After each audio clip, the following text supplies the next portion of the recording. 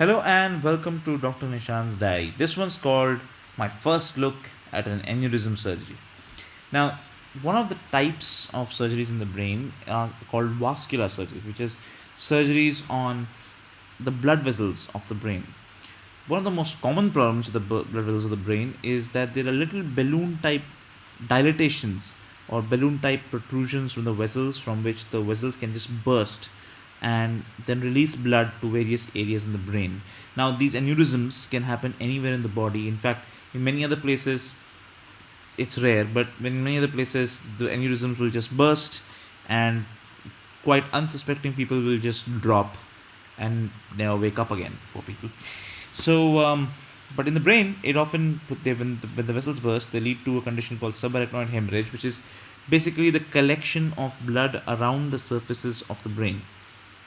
Patients often come to us on time, and they need to be clipped, which is basically the aneurysm has to be there's a clip has to be applied to the neck of this balloon so that blood doesn't go into it, and if it bursts, no blood is released.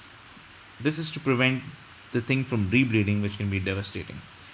Now, what's supposed to be done is to reach these aneurysms with the help of a microscope, which are present at the base of the brain under, like, in a very deep part. So basically, the brain has various lobes, and there is a frontal lobe and a temporal lobe, among others.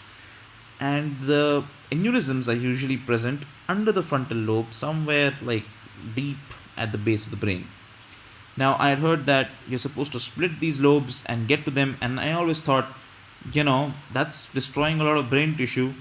But, well, what they really mean is that these two lobes are connected by a number of a number of layers, and under the microscope you can actually split these layers of tissue, just joining the different lobes of the brain, and you can separate these lobes and make the front one fall back. It doesn't actually fall back, but it starts separating by itself from the base when the patient is lying down, and you can actually see at its depth all these vessels making a circle called the circle of Willis. And then you have to use some very tiny instruments.